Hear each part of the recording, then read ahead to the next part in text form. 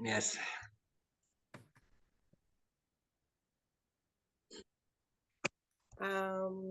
Hello, everybody. Thank you for tuning in for another session. And hi, Fabian. Hi, Kishin. Nice to see you. Okay. Another suggestion about topics today is talk about the Dhamma. So Dhamma with a little d is meaning all phenomenon in existence is Dhamma. But I want to address Dhamma with the big D is the Buddhist teaching. And I'm seeing a lot of people do, which include me, is in the beginning we learn about the teaching, and it seems like we're very dissociate from it. It's like there's me here and I'm learning about something, right? But actually, if you think about it, we are the living Dhamma. Okay, when we learn mindfulness and we in the present and we are being mindful, then we are the Dhamma, right? We are this walking, breathing, living Dhamma. And when we are teaching or talking about the Dhamma now, that's another expression of the Dhamma. So in that sense, we keep this very ancient, very old teaching alive. It's like we breathe into this museum. You know that movie about at night the museum animals all come to life. Yeah, I've seen that. Yeah. So it's like that when we meditate, when we are kind, when we are talking, discussing Dhamma, then we breathe life to this very ancient footprint that is left behind.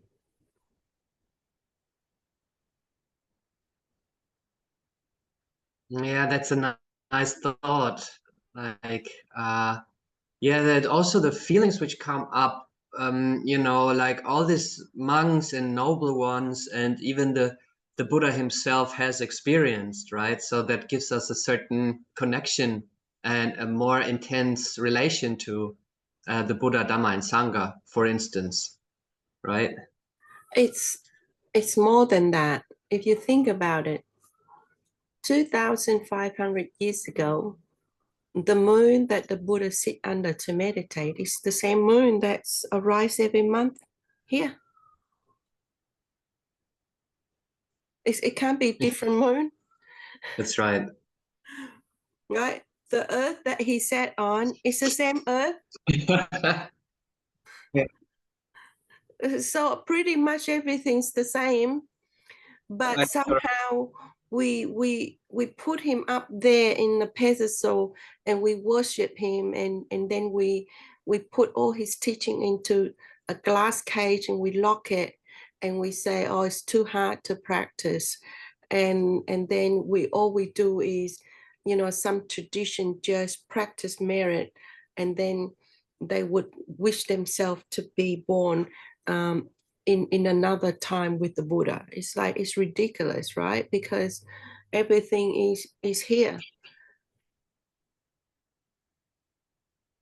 Actually, That's right. Also, this mystifying of the teachings, right?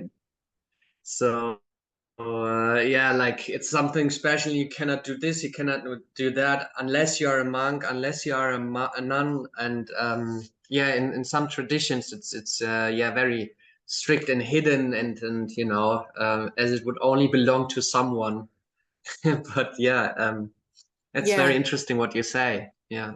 So this is another thing I really don't agree with some tradition, because they're written by men, they're passed down by men, and there is this attitude of keeping everything secret, so so that the mystique, they protect their mystique, that protects their status, you know, which I don't agree.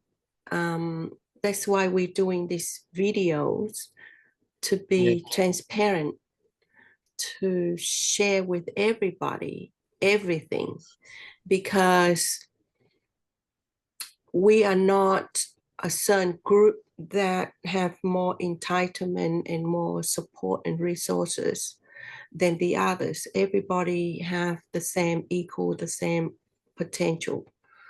Um, yes, we live in the Yes. market, and our practice is harder, but that just means we, it's all the more we need more support.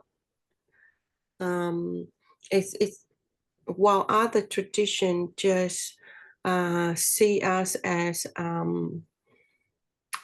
a wallet, or a source of food, and then and then bring out bring out all this teaching to make us happy, being the source of food and being a wallet. So Yeah, that's it, right. yeah, oh, and then they brainwash and condition the people, so that they stay there. um yeah, uh but we become so global now, right? It's well, we are not like once upon a time separate by country. It's like, since now we are digital and cyber, all the more the connection is more, I think, and there is more access for people to learn more. Um, so a person who is living in the market Hmm.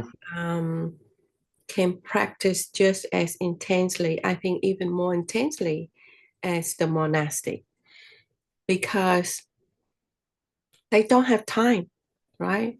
Time is so valuable that when they do have time, they put 100% in it, right? While monastic, they have this attitude that they have all their Hmm. whole life, and so they just take it slow and procrastinate. Um, yeah. So yeah, just a quick observation. It's not it's not an attack or anything on any group. It's just an observation that mm, I experience, I see, and I share.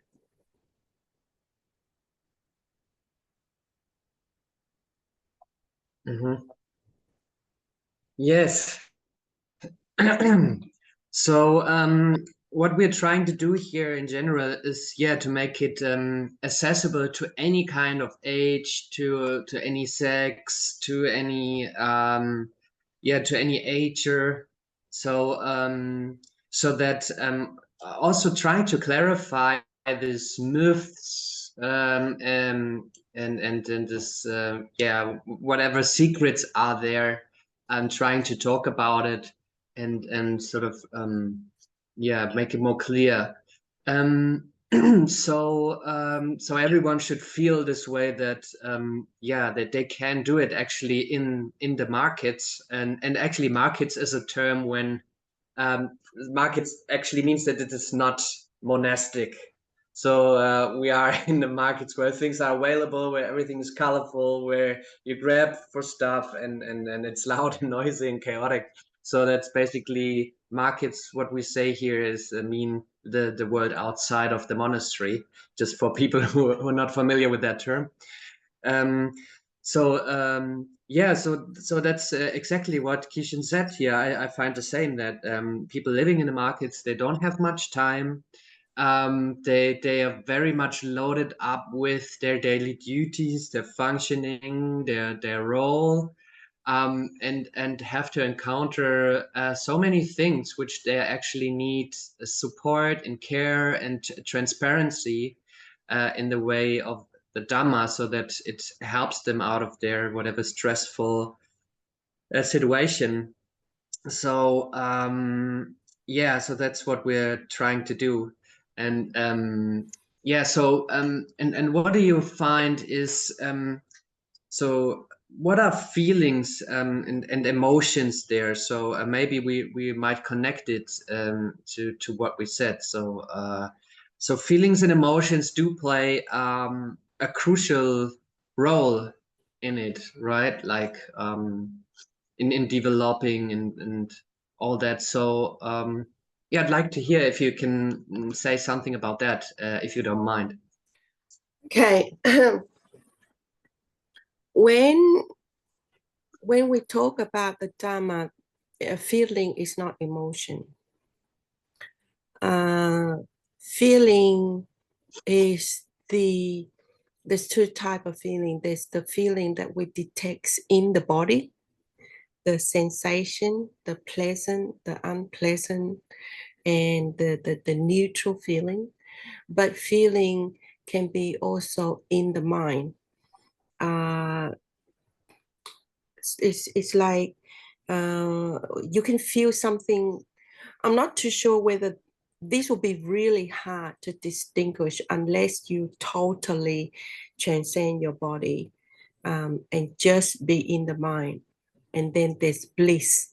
Then you know there is the feeling. That is the mind feeling. Now, when when I say, when you have this emotion, have a look what's in your mind, what are you thinking? When there is this thinking and then this making up stories, not making up, but stories going on in your head about certain things, then if it loops enough, then it intensifies the feeling into emotions. So the two aspect of what we feel is very different. And we aim to feel, right? When things become emotions, then we know we are too much in the mind. We are not in the present moment. We are not in the moment. So always that's why there is this habit of mindfulness in the body, so that we can detect the feeling before it becomes the emotions. Because if we feel something uncomfortable or pleasant, then we know that we already been triggered, right? We already something that Yeah. something that goes through our senses, and the mind pick up, and it runs away with the memory. It goes into association, and off it goes, looping and spiraling, and then it generate emotion. But in the beginning, we might not be strong enough to always detect feeling. Sometimes it needs emotion, strong emotion, to realize, oops. I'm in my head.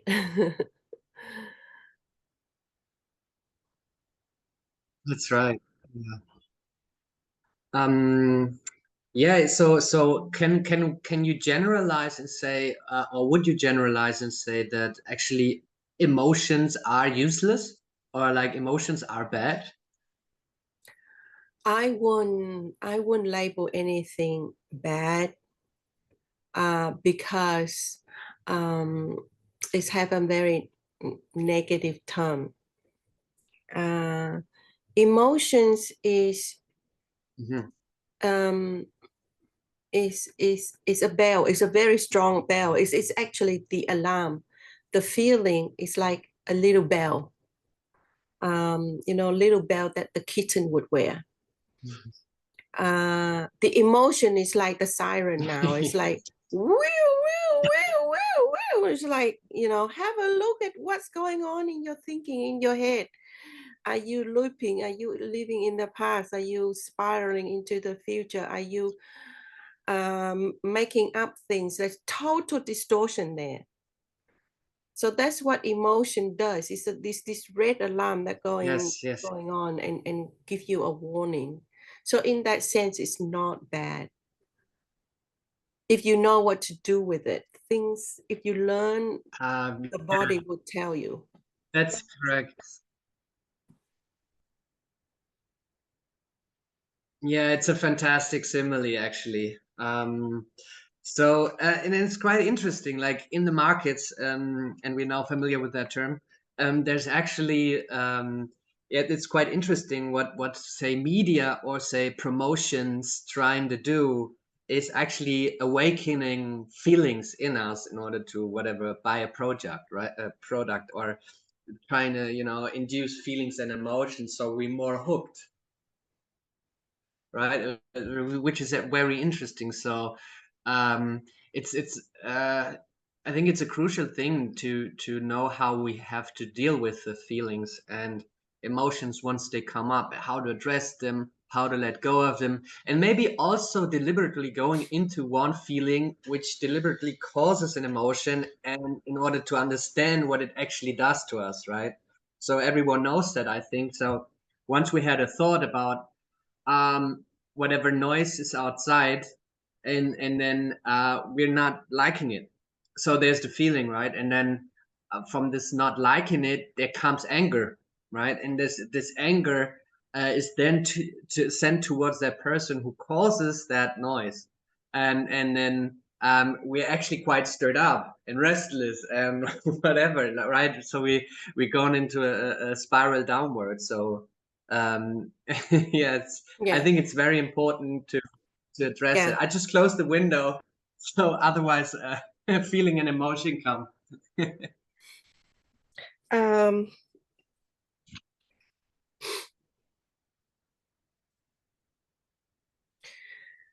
so what I'm hearing in that scenario of a sequence of processes that happen between the body and the mind, you can catch the feeling and all of that happen with the labeling, with the perception. Hmm. So when something go into our ear, it is a sound. That is Hmm. its reality. But when we label it as a noise, then we go into the association of that noise and why we have opinion about it.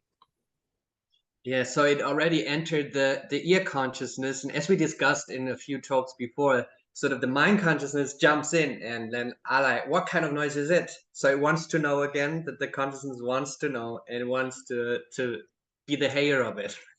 So yeah, Yeah, so it makes a problem out of that sound. yeah. So if we keep reminding ourselves that what we hear is just sound, right? This intensity, that intensity, then if we realize that, then we can relax. and doesn't go into resistance and stories and making up all this suffering for ourselves. It's the same with what's going into our eyes, right? It can just be shades, images, colors. It doesn't have to be my enemy, or it doesn't have to be all these image that would trigger our prejudice, our discrimination, our biases, all of that. So we can keep reminding ourselves, this is image, right? And that can also a counteract for a strong sexual desire, right? A beautiful image, a beautiful person can be reduced down to just shape, color, and shade. Yeah, that's right. So it basically also destroys I mean, it destroys in a way the moment, right? So and sometimes it's not even wished for, in certain whatever situations, and then you get this emotion of lust, right? And then and then you have this feeling and emotion, and all you can think of is then this lustful feelings, right? So but in that moment, actually, you say your boss in a meeting wants you to dive into the topic of whatever that person is presenting, and all you can think is and feel is okay, sensual desire or sexual desire, and then you are in trouble. So yeah, it's actually quite hindering. I mean, the example doesn't have to be so dramatical, but in general, whatever brings you out of a calm and say neutral state, mind stirred up, and then you are in whatever world, right? That's right. So in a sense, feeling or emotion, that is our alarm, right? So it's quite a good detection device to make us pause and say, hey, something going on in my mind. I need to be in the body because I'm distorting reality here.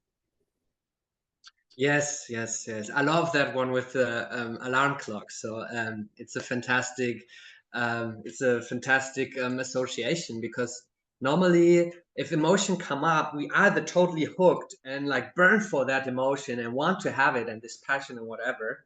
And then other scenarios, we have an emotion which we totally are enemy with, and whatever, and then we don't describe emotion as whatever, we describe emotion as bad and whatever, right? We give it labels, but just to say it's an alarm clock and to use it as a tool in order to come back to the present moment, I find is brilliant. So yeah, thanks for that analogy. So any more question regarding feeling Dhamma?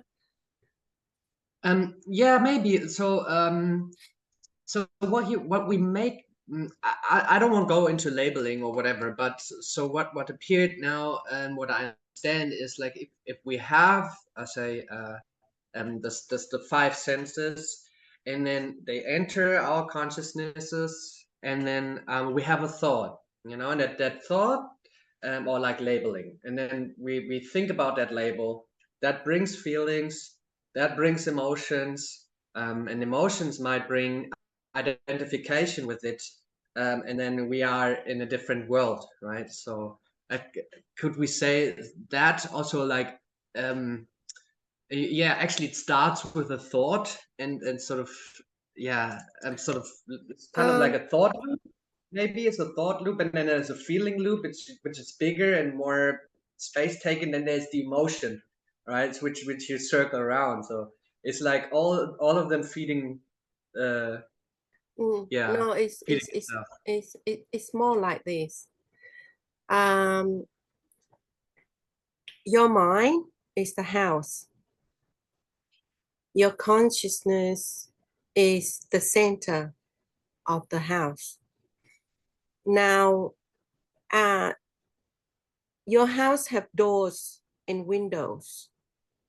That have 6 of them, and lots of stimulus, lots of triggers from the mind world and the physical world that keep in contact with these senses or these doors and windows. Now, if we are mindful, very strong mindful, and we learn to be the watcher, then we are in our house and we only let what stimulus enter which senses, right? And we don't let others come in. What does that mean? Meaning, like I say, we know, like, we hear this sound, and if it's remain sound, then it doesn't come into our house. That's But right.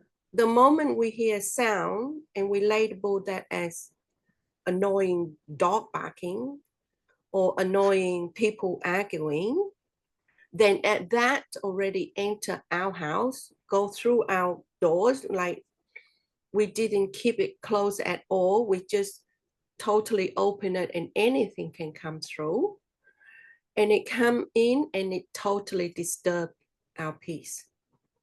Yeah, and it happens so fast, right? Like Yes. it happens so fast, and you have to be spot on, like having had the guard put on in order to protect actually the sense world, because otherwise, you know, it protects one door. Say if you just being on, you protect your eyes from not encountering something which you know is going to trigger you, which you know is going to give you feeling and emotion. So the guard is just there, but it's not here, it's not here, it's not here, and not in the body, not in the mind. So it's very hard, right? Is it actually possible to train the mindfulness so good that it notes everything, like all the senses? Like, is that even possible? Okay, before I go into that, I need to clarify that there is the mind world. Okay, we see the mind as something that is uniquely belong to us, but it's not. It's like the animal doesn't belong to us. So anything that comes to our eyes doesn't belong to us. The Yeah. trees, the people doesn't belong to us. The same thing with the mind world. Uh, Thoughts, memories, it's not us. It doesn't belong to us, right? Hmm. We as the awareness, momentarily awareness now, so each now is an us, right? So anything that is 5 minutes ago, the memory of it is not ours now. It's gone. Yeah, it's Yeah, can't be us. Yeah. yeah, but it's there, right? We have memory of the past, we have the future aspiration, we have all these thoughts and ideas, and all this activity in the mind, and we think that's all ours, Hmm. while it is just the mind world floating and sharing with everybody else. That's why if you have an idea and you don't develop, somebody on the other side of the world would have the exact idea. Yeah, that's right. So yeah, it is not possible, right, to develop such a strong mindfulness that you always in the present moment, always catching things. I think it's quite impossible. Because why? Because it is the nature of the self, right? The nature of the self can't be still. The nature of the self, it is dependent on all the 5 khandhas. It dependent on the thinking consciousness. So it can't always be in the body. the self doesn't just feed in the body. It doesn't just feed in the matter. It doesn't just feed in this material. It feeds the mind feeling. It feeds perception. It feeds in the thinking, the stories. It loves stories. It loves to relive in the past. It wants to go past, future. It doesn't want to be here. Mhm. That's the nature of the mind. It loves movement. Yes, it loves movement. But you say that, and we talked about that a few sessions ago, that there's not such a thing as multitasking, right? Because if there would be such a thing as multitasking, the, say, watcher or the awareness could be at any senses at the same time, right? But it can only be in a split second in one sense. So, Mhm. but you say that it's not really a problem, that it can't be in say 6 different spots at the same time. So that you say it's not a problem. It's already enough that it sort of knows the, or like it's being in one sense, and that's already mindfulness, right? Even though 5 other senses are not really protected or guarded. Is that correct? Like, can you, even though um, say, maintain the clean up state of the house where the consciousness lives in, even though the guard is only at one door, and Yeah, the other, it's they might, it's you know, yeah. unclean the room and whatever, this It's disturb. it's it's it's not so much like that. It's not so much to be at the door. It's quite impossible to be at the door because to be at the door is to be at contact point. At at Hmm. at the contact point of consciousness arising, that's just quite impossible. More practical is to be in the center of the house and see, oh, the alarm, the bell is tinkling. If you have that enough consciousness or mindfulness to realize every time, some shop, you just step through the front door and there's this frog croaking, brrrr, brrrr. Uh, that's their bell, uh, to let the owner know that there is customer, right? If you have that much mindfulness to have this ding ding bell or this baroque frog, then Mhm. you're in such a good space already. Okay, You're okay. you're already quite advanced. Oh, okay, fantastic. So you don't have to be at every sense door, No, because you say that's it is very, impossible. yeah, it's very, uh, say, hyper professional, to Mm. put it like that. I don't even know if it would be possible, like if you trained the mind for like 30 years, and then it might come from the center of the room to even the door. I don't know if that's even possible, because I'm not that far.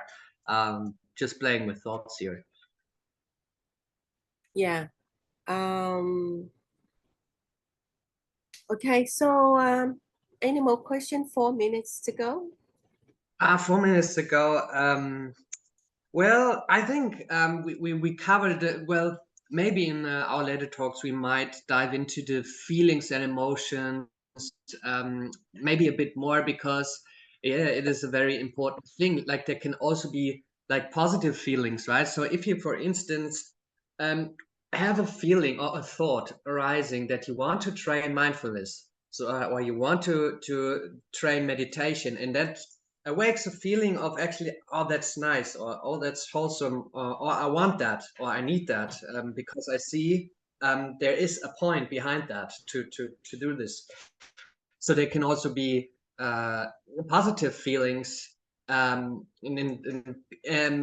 in positive emotions, like faith, maybe, right? So faith in, or trust, right, in one's own abilities, or in the Buddha, Dhamma, and Sangha, if you want. So And yeah, so we haven't talked about that, but only 3 minutes left. I'm not sure if we can cover that now. Yeah. Okay. Yeah. So we will leave that for next time. And thank you for tuning in. Yeah, thank you. And I'll Yeah. see you again. Yeah, it was nice talking to you. Bye, Fabian. Bye, Kishin.